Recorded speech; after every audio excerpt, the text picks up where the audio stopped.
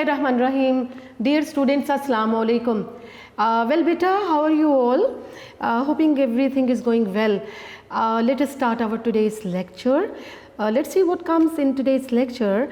Actually, we have already read chapter number 7 of the novel Mr. Chips, and today we will cover its exercise including synonyms and question answers. जी बेटे, आप novel mister chips जो है वो पढ़ रहे हो आजकल, और हम पहुंच चुके हैं चैप्टर नंबर 7 तक, और चैप्टर 7 आपका हो चुका है कंप्लीट, और चैप्टर 7 की एक्सरसाइज जो है वो आज की जाएगी। और इसमें शामिल क्या है? इसमें शामिल है जनाब, आपका मैंने यहाँ लिखा, इसमें we will cover synonyms as well as question answers. ठीक हो गया बेटे? अच्छा, इसके बाद इंशाल्लाह ट्रांसलेशन जो सॉल्व पैराग्राफ है ट्रांसलेशन के, वो भी हम लोग इंशाल्लाह करेंगे। तो पहले टारगेट हमारा है जनाब इसकी एक्सरसाइज, नॉवल के चैप्टर नंबर 7 की एक्सरसाइज।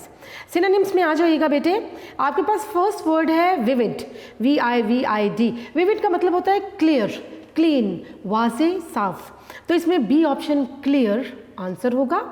नंबर 2 स्टेटमेंट है ग्लोड, GLOWED। ग्लोड का मतलब है चमक उठना, शोन। सेकेंड फॉर्म ग्लो की है ग्लोड, तो शाइन की भी सेकेंड फॉर्म शोन, SHONE। तो डी ऑप्शन शोन इसका आंसर होगा। नंबर 3 पे आ जाएगा ट्वाइलाइट। ट्वाइलाइट कहते हैं डस्क। डस्क क्या होता है कि जब शाम की तारीकी फैलती है तो उस माहौल को क्या हम कहते हैं, उस दौरानी को, उस वक्त को क्या कहा जाता है? शाम का धुंधलका, शाम की तारीकी, डस्क। तो यहाँ पर ए ऑप्शन डस्क लिखी है, ये इसका आंसर है। फिर आपके पास नंबर 4 स्टेटमेंट है स्कैम्परिंग। स्कैम्परिंग क्या होता है बेटा? हरिंग, रशिंग, तेज़ी से भागना किसी तरफ, किसी जानिब। तो यहाँ पर सी ऑप्शन है हरिंग, HURRYING। हरिंग होगा तेज़ी से किसी जानिब बढ़ना। Number 5 howler, HOWLER। हाउलर होता है ब्लंडर, कोई गलती, बहुत बड़ी गलती करना। तो यहाँ पर बी ऑप्शन ब्लंडर इसका आंसर होगा।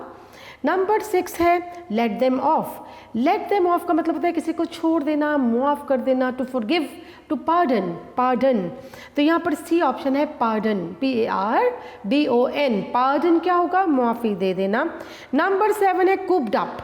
कूप्ड अप का मतलब होगा किसी को मुक़य्यद करना, कैद करना, पिंजरे में डालना, केज्ड, CAGED। तो ए ऑप्शन केज्ड इसका आंसर होगा। नंबर 8 पे आ जाएगा बेटे, and your word is strict. Strict क्या होता है? Stern, STERN। स्टर्न होता है बहुत सख्त होना, सख्त हो जाना। तो बी ऑप्शन स्टर्न आंसर होगा। Number 9 sack, SACK। सैक का मतलब होता है किसी को बर्खास्त कर देना, मुअत्तल कर देना, ठीक है, फारिग कर देना। तो यहाँ इसको इंग्लिश में कहेंगे एक्सपेल, EXPEL। तो यहाँ डी ऑप्शन एक्सपेल इसका आंसर होगा। नंबर 10 पे आ जाइएगा। आपके पास वर्ड है एडमेंट।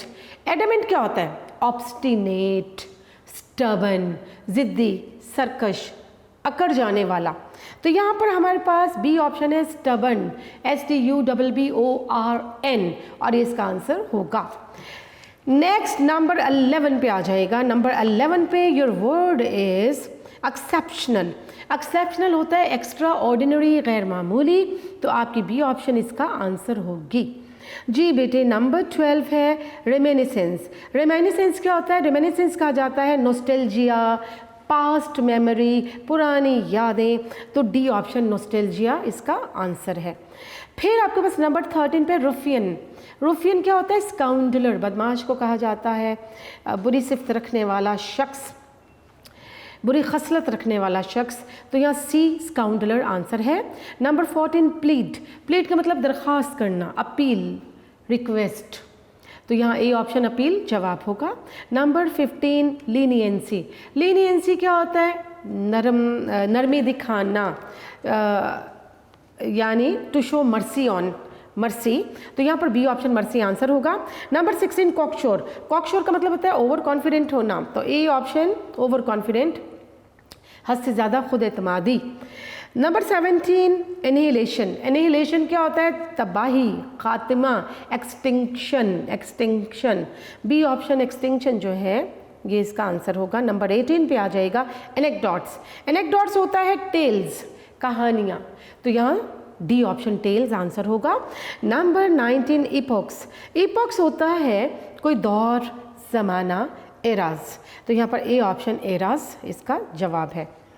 अब ब्लैक शीप कंटैमिनेट। कंटैमिनेट क्या होता है बेटे? कंटैमिनेट का मतलब आलूदा करना, पल्यूट, स्पॉइल, तो यहाँ पर ए ऑप्शन स्पॉइल इसका आंसर होगा, यानी आलूदा करना। तो जनाब इसके जो सिनोनिम्स है वो हमने कर लिए। अब the next section is of question answers. Question answers में देखते हैं। The very first question is what different memories did mister Chips have of Katherine during a twilight at Mrs Wickett. Mrs Wickett के यहाँ Twilight थी जनाब, शाम का वक्त है, और क्या यादें मिस्टर चिप्स के जहन में आ रही हैं? आपने देखा कि in his memories mister chips saw Catherine rushing or hurrying along the corridor and also laughing at some mistakes which he might be making during or while checking some essays. He also saw her playing the cello and take part in school concert, and he also saw Catherine advising or hurrying in garden party and tendering her advice to him on certain occasions regarding problems. ये आपने chapter के बिल्कुल start में पढ़ा था। ये तमाम यादें कैथरीन से मुतल्लिका उसके जहन में है, किस तरह वो हंसते हुए दौड़ती थी कॉरिडोर में, उसको एडवाइस दिया करती थी और सेलो वायलिन बजाया करती थी। Next question, what did Katherine always plead with Chips regarding the boys. Boys के बारे में वो क्या रिक्वेस्ट करते थे चिप्स से? अक्सर she pleaded to forgive the boys if they made some mistake. वो कहा करती थी कि अगर लड़कों ने कोई मिस्टेक किया तो उनको माफ़ कर दिया जाए। And she wanted that a chance should be given to this boys, कि इन बच्चों को एक चांस और मिल जाना चाहिए। अच्छा, फिर वो क्या कहते थे? She also told him told Chips that warn these boys not to repeat this mistake again, not to repeat this mistake, कि इन लड़कों को वार्न कर दिया जाए कि not to repeat this mistake, कि इस गलती को ना दोहराएं। नेक्स्ट है, who was Ogilvy? Ogilvy कौन था? आपने पढ़ा old Ogilvy was a choir master, he was a music master, and Mr. Chips also remembered a very funny tale connected with old Ogilvy and Dunster. Dunster was a student. He once put a rat into the organ loft, ठीक है, just for the sake of creating fun. ये हमने पढ़ा था lesson में। Number 4, what did Chips want to do about his memories? Very important question. अपनी memories के बारे में वो क्या चाहता था? He wanted to write down all his memories in the form of a book, but क्या है, writing exhausted him both mentally and physically. अपनी किताब को तहरीरी शक्ल में लाना चाहता था, लेकिन लिखने से, तहरीर करने से थक जाता था मेंटली और physically. Did the advice of Katherine have an effect on Chips? क्या कैथरीन की एडवाइस जो है उसका कोई असर होता चिप्स पर?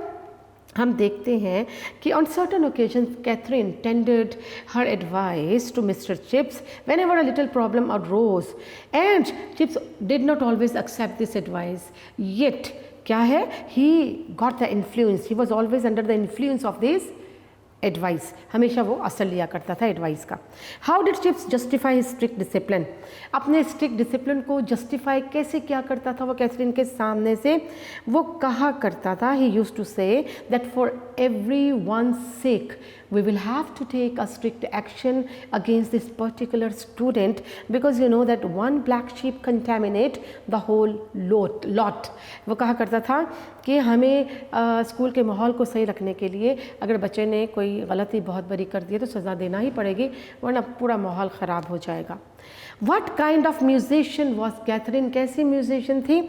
She was a good musician indeed, and she was very expert in playing cello or violin, ठीक है, and she took the cello part in a Mozart trio for the school concert, ये भी हमने पढ़ा था।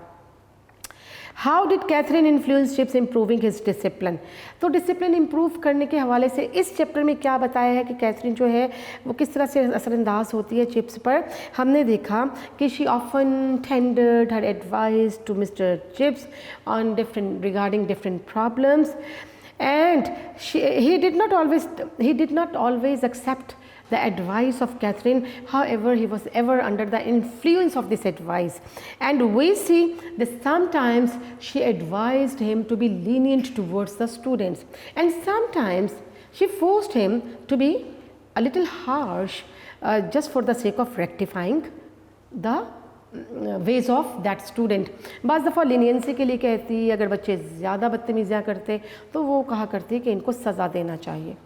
अच्छा जी, next question number 9, what did mister Chips remember about Dunster and Ogilvie. Dunster आपने क्या पढ़ा, one of the old student of Chips, and Ogilvie he was the old choir master, music master. तो इनके बारे में एक मशहूर वाक़या है, चैप्टर में पढ़ा आपने और बोर्ड में ये क्वेश्चन आ चुका हुआ है, इम्पोर्टेंट क्वेश्चन है। वो क्या वाक़या है कि one of the little incident that mister chips remembered, it involved Dunster and Ogilvy. Ogilvy was the old choir master, and once Dunster put a rat in the organ loft just for the sake of fun, just for creating fun. Actually, Ogilvy was dead, and Dunster, he was also drowned at Jutland. Nobody remembered this incident except chips. Chips के सिवा ये वाक़या किसी को याद नहीं था कि किस तरह से डंस्टर ने वो जो म्यूज़िक गैलरी थी वहाँ पर चूहा छोड़ दिया था एन्जॉयमेंट के लिए, अम्यूज़मेंट के लिए, लोगों को हंसाने के लिए। एक और बहुत अहम सवाल है आपके पास, why was the old fifth form room called the pit, कि वो जो ओल्ड फिफ्थ फॉर्म रूम था उसको पिट क्यों कहा जाता था, गढ़ा क्यों कहा जाता था।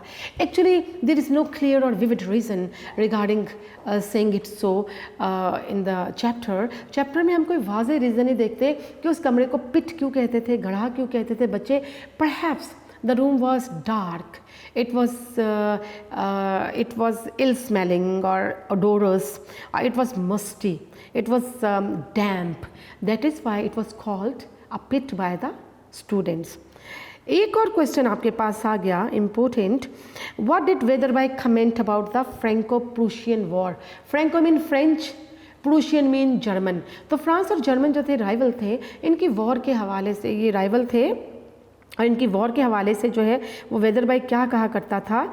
तो we see that a war was fought between France and Germany in 1870, and the preliminary and the very first interview Mr Weatherby told Mr. Chips कि look, it looks like that if we have to settle with the Prussians ourselves one of these fine days, कि हमें प्रूशियंस Germany जो कि हमारा दुश्मन मुल्क है उससे अच्छे रवाबित रखना पड़ेंगे कभी ना कभी।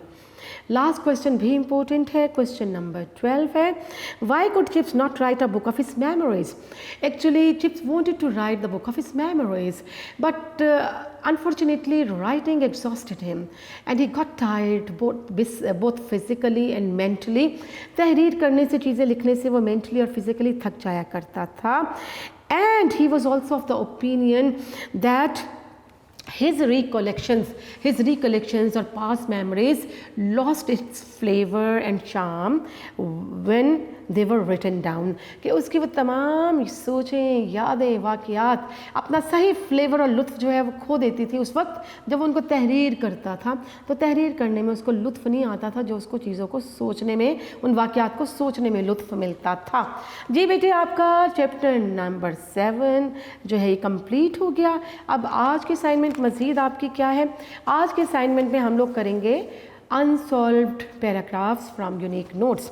आपके यूनिक नोट्स में एक सीक्वेंस में जो फर्स्ट 12 पैराग्राफ्स हैं जो न्यू एडिशन के मुताबिक है। देखिए, जो पुराने एडिशन है उसमें इसका ऑर्डर थोड़ा सा डिस्टर्ब है, पैराग्राफ्स का मैं पहले भी बता चुकी हूँ, तो ये ऑर्डर डिस्टर्ब है उसमें, लेकिन आपके नए एडिशन के मुताबिक जो ऑर्डर है मैं भी उसके अकॉर्डिंग करवा रही हूँ, आपने भी इसी के अकॉर्डिंग इनको पैराग्राफ्स को सॉल्व भी करना है, टिक भी करना है।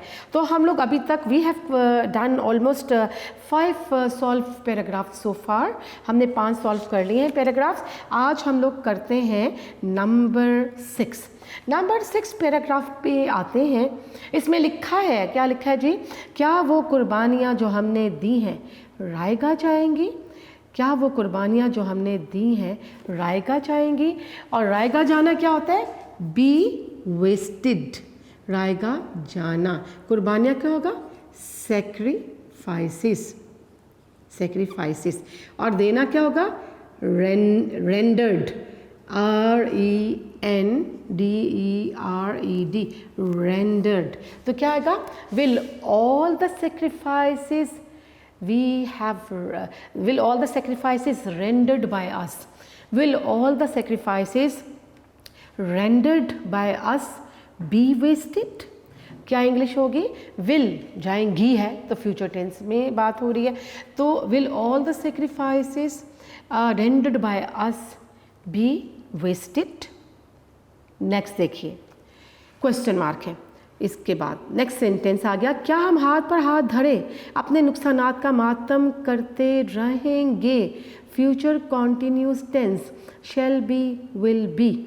और मातम करना क्या होता है? To लेमेंट, LAMENT। नुकसानात क्या होगा? लॉसेस। ठीक है। हाथ पे हाथ धरे बैठना क्या होगा? Sitting idle. हाथ पे हाथ धरे बैठना। तो आपके यहाँ पर सेंटेंस है, क्या हम हाथ पर हाथ धरे अपने नुकसानात का मातम करते रहेंगे? तो क्या आएगा? Shall we be lamenting. Shall we be lamenting. Shall be है तो ING आ जाएगा, continuous, future continuous. Shall we be lamenting over, lament over होता है, lamenting over our losses, sitting idle. Shall we be lamenting over our losses, over OVER, और our क्या होगा? OUR। Our losses sitting idle. Question mark. आगे है, अगर हम ऐसा करेंगे, if we do so, if we do सो, तो हम वही करेंगे। We will be doing, we shall be doing. If we do so, we shall be doing जो हमारे दुश्मन हमसे चाहते हैं। What our enemy wants from us. If we do so, we shall be doing the same what our enemy wants from us. इस तरह हम उनके हाथों में खेल रहे होंगे। खेल रहे होंगे, फिर फ्यूचर कॉन्टिन्यूस टेंस आ गया, shall be, will be। इस तरह हम उनके हाथों में खेल रहे होंगे और उनके रहमो करम पर होंगे। इस तरह then we will be at their mercy, at their mercy, at the mercy of someone क्या होगा? किसी के रहमो करम पर होना, at the mercy of someone। in this way, or then we shall be at their mercy and playing in their hands, and playing in their hands। Next देखिए, अपने दुश्मन की चालों का मुनासिब जवाब ये है। The very appropriate response, appropriate मुनासिब response, the very appropriate response. और चालें क्या होता है? Tricks, TRICKS। The very appropriate answer, answer भी हो सकता है। द वेरी एप्रोप्रिएट रिस्पॉन्स और answer to the tricks of the enemy is, क्या है? कि हम मुसम्मम इरादा कर लें। To take a firm decision, to take a firm decision क्या होगा? मुसम्मम इरादा करना। To take a firm decision. और अपने मुल्क को मजबूत और मुस्तहकम बुनियादों पर तामीर करना शुरू कर दें। तामीर करना क्या होगा? To construct our country on the strong, मजबूत और मुस्तहकम, strong and sound basis, strong and sound stable basis. ठीक है, इसको ट्रांसलेट कर लेते हैं। The very appropriate answer to all the tricks of our enemy is, answer के साथ is the very appropriate answer to all the dirty tricks of the enemy is to take a firm decision, and to construct our country on sound and solid basis. ठीक है, and to construct our country on a strong and solid basis. Strong and solid भी हो सकता है, मजबूत और मुस्तहकम. Strong and solid basis. जी बेटे, ये आपका अब आखिरी सेंटेंस क्या आ रहा है?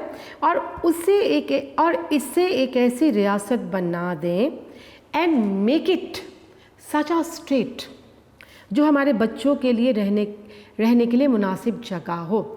And make it such a state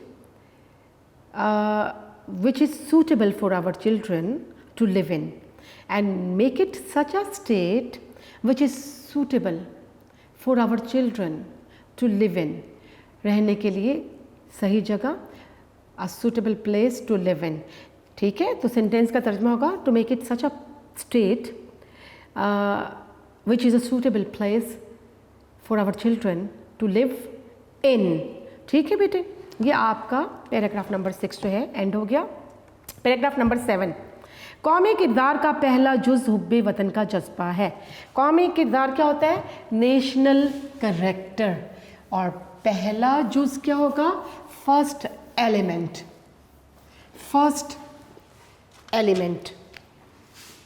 national character, first element. तो पैट्रियोटिज्म क्या होता है? हुब्बे वतनी. पैट्रियोटिज्म. तो the first element of the national character is patriot, the spirit of patriotism. The spirit of, आप हुब्बे वतनी का जज्बा लिखा है, द स्पिरिट ऑफ पैट्रियोटिज्म. हुब्बे वतन एक ऐसा जज्बा है जो ज़ाती मफादात को कौमी मफादात पर कुर्बान कर देता है.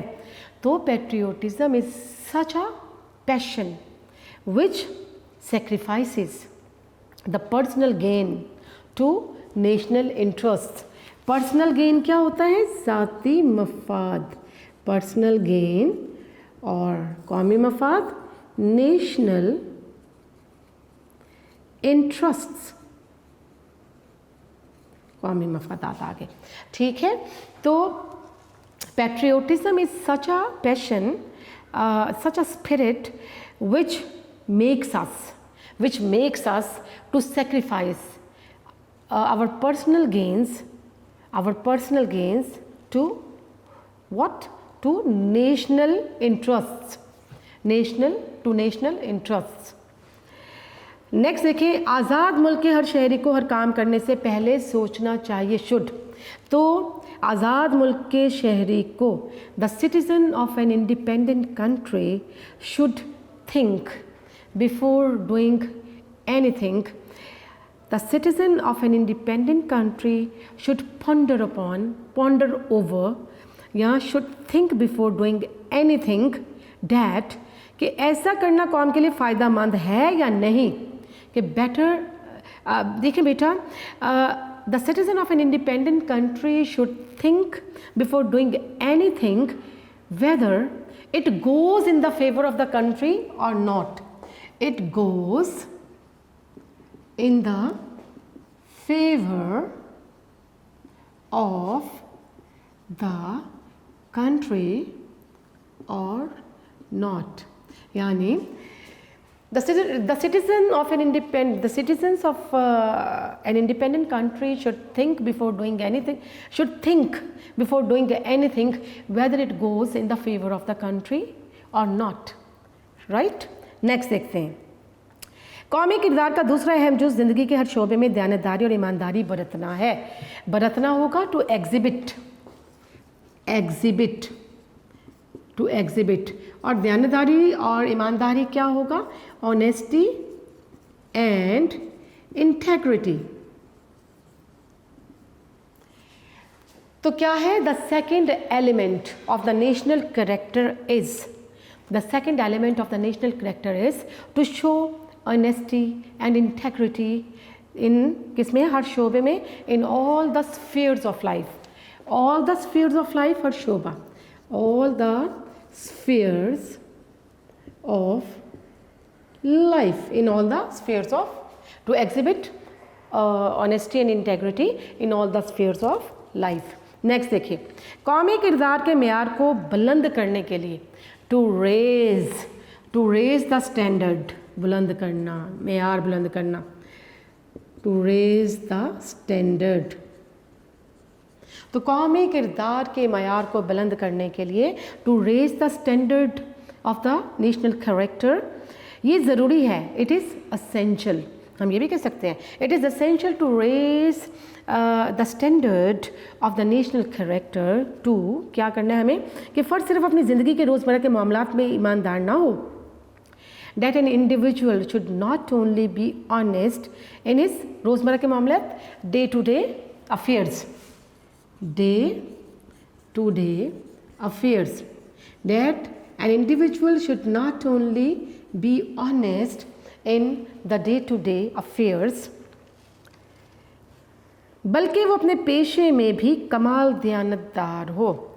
बट यानी देखें, इसको हम करते हैं, it is essential to raise the standard of the national character, that an individual should not only be honest in his day-to-day affairs, but also perfectly honest in his profession. अपने पेशे में भी कमाल दयानतदार हो, but also be perfectly honest in his profession. To raise the standard of the national character, it is essential that a person, it is essential to raise the character of the, to raise the standard of the national character, that an individual should not only be honest in the day-to-day affairs, but be perfectly honest in his profession. Next देखें, इंतज़ामी हुकूमत, administration, तिजारत और सनत व हरफत, trade and commerce में बेईमानी, dishonesty, इखलाकी कयूद से आज़ादी, इखलाकी कयूद से आज़ादी क्या होगा, being away from moral restrictions, being away from moral restrictions, being away from moral restrictions। जी, अखलाकी कयूद से आज़ादी इख्तियार करने की वजह से हम दूसरे ममालिक में बेहद जलील हो चुके हैं परफेक्ट टेंस से, तो we have been disgraced.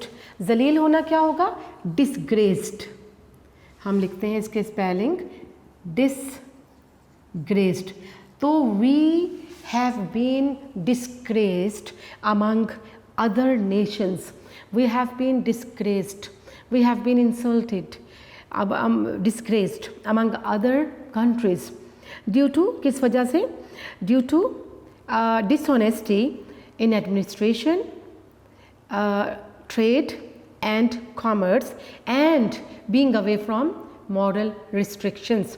So we have been disgraced among other nations, other countries due to being away from moral restrictions and dishonesty in administration, trade and commerce. ठीक है बेटे, नेक्स्ट देखें, रिश्वतखोरी क्या होगा, bribery. फिर लिखा हुआ है अकरबा परवरी और नफ़ाखोरी, अकरबा नवाजी होता है नेपोटिज्म, और नफ़ाखोरी होगा प्रॉफिटियरिंग, ज़ख़ीरा अंदोज़ी होर्डिंग, HOARDING, और नेक्स्ट है स्मगलिंग, SMUGGLING। तो क्या बताया जा रहा है, रिश्वतखोरी, अकरबा परवरी, नफ़ाखोरी, ज़ख़ीरा अंदोज़ी और स्मगलिंग की वजह से हमारा शुमार बेअसूल, बददियानत और बदमामला कौमों में होने लगा है। बेअसूल क्या होगा? अनप्रिंसिपल्ड। जी बेटा यहाँ पर लिखते हैं अनप्रिंसिपल्ड। इसके बाद नेक्स्ट वर्ड आपके पास था बेअसूल, बददियानत और बदमामला। बददियानत क्या होगा? Dishonest, dishonest. बदमामला करप्ट, और शुमार होना बीइंग काउंटेड, काउंटेड। सुन लीजिएगा इसके इंग्लिश कि रिश्वतखोरी, अकरबा परवरी, नफ़ाखोरी, ज़ख़ीरअंदोज़ी और स्मगलिंग की वजह से हमारा शुमार बेअसूल, बददियानत और बदमामला कौमों में होने लगा है। तो वी आर बीइंग काउंटेड, होने लगा है। We are being counted, we are being counted among unprincipled, dishonest and corrupt nations due to bribery, nepotism, profiteering, hoarding and smuggling. So we are being counted among unprincipled, dishonest and corrupt nations due to bribery, nepotism, then profiteering, hoarding and smuggling. जी बेटे आपका ये paragraph भी ख़त्म हुआ। एक last paragraph करना है सिर्फ आज की इस असाइनमेंट में। एक अच्छी हुकूमत का सबसे बड़ा फ़र्ज़ है कि अहले मुल्क के लिए ज़रूरियात ज़िंदगी सस्ती करे। अच्छी हुकूमत क्या होगा? Good governance. गुड गवर्नेंस को अच्छी हुकूमत कहा जाएगा। मैं यहाँ लिख के देती हूँ आपको, गुड गवर्नेंस। तो एक अच्छी हुकूमत का सबसे बड़ा फ़र्ज़ है। तो it is the most important duty, it is the most important duty of the good governance कि अहले मुल्क के लिए ज़रूरियात ज़िंदगी सस्ती करे। To provide things at cheap rates, to provide things to the people at cheap rates. So it is the most important duty of the good governance to provide the things to the people, to provide the things to the people at cheap rates. सस्ती, cheap होगा। ज़रूरियाती ज़िंदगी से मुराद महज अनाज ही नहीं, ज़रूरियाती ज़िंदगी क्या होगा? essentials of life, essentials of life. So the essentials of life does not mean only grains. अनाज क्या होगा? grains. The essentials of life does not mean only grains. अनाज, कपड़ा, तिबी सहूलतें, तालीम वगैरह भी ज़रूरियाती ज़िंदगी में शामिल हैं। तो हम कहते हैं the essentials of life do not mean only grains, but क्या है? grains, clothing, तिबी सहूलतें, मेडिकल फैसिलिटीज़, तालीम, एजुकेशंस आर ऑल्सो इंक्लूडेड शामिल होना, are also included in the essentials of life. But grains, clothings, medical facilities, educations are also included in the essentials of life. Next देखें, हुकूमत को कीमतें गिराने की पूरी कोशिश करना चाहिए। कीमतें गिराना, to reduce prices. So government should make every possible effort to reduce prices, ताकि so that देहाती और शहरी दोनों तबके से ताल्लुक़ रखने वाले अवाम, so that the people belonging to rural and urban areas माकूल ज़िंदगी बसर कर सकें, could lead a reasonable life, so that the people belonging to the rural and urban areas could lead a reasonable life. हमारी राय में, in our opinion, उस वक्त हमारी राय में इस वक्त अवाम की इससे बड़ी खिदमत और कोई नहीं हो सकती। In our opinion, there can be no better service to the people than कि ज़रूरियात ज़िंदगी को सस्ता किया जाए, then to provide the essentials of life at cheap rates. So in our opinion, there can be no better service to the people, there can be no better service to the people than to provide the essentials of life at the cheap rates. आगे देखें, और उनकी बहम रसानी का ऐसा इंतज़ाम किया जाए। बहम रसानी क्या होता है? प्रोविज़न, मैनेज होगा इंतज़ाम करना, टू मैनेज, प्रोविज़न होगा दस्तयाबी, प्रोविज़न, और ये कंटिन्यूड है sentence, and to manage the provision और availability of these things in such a way, ऐसा मीन इन सच अ वे कि हर शख्स को इसकी ज़रूरियात ज़िंदगी मुनासिब मिक़दार और मुनासिब कीमत पर मिल जाए। मुनासिब मिक़दार क्या होगा? रीज़नेबल क्वांटिटी, रीज़नेबल क्वांटिटी, और क्या है इसके बाद आपके पास दूसरा वर्ड आता है, आखिरी लाइन है बेटे, मुनासिब कीमत, सूटेबल प्राइस, सूटेबल प्राइसेस। ठीक है, तो हम क्या कहते हैं, और इनके बहम रसानी का ऐसा इंतज़ाम किया जाए कि हर शख्स को उसकी ज़रूरियात ज़िंदगी मुनासिब मिक़दार में और मुनासिब कीमत पर मिल जाएं। तो हम क्या कहते हैं, देखिए बेटे ये पूरी लाइन पीछे से चली आ रही है कि rather it is our opinion that there can be no better service to the people than to provide them the essentials of life at cheap rates and to manage its provisions in such a way that every individual could get the essentials of life, that every individual could get the essentials of life in reasonable quantity and at suitable prices, in reasonable quantity and at suitable prices. आगे देखिए, सिर्फ यही इक़दाम, only these measures, these steps, हुकूमत की हर दिल अजीज़ी की ज़मानत हो सकता है। हर दिल अजीज़ी क्या होता है? पॉपुलैरिटी, पॉपुलैरिटी, ज़मानत क्या होगा? टू गारंटी, टू गारंटी, और स्टेप क्या होगा? कदम, मशर।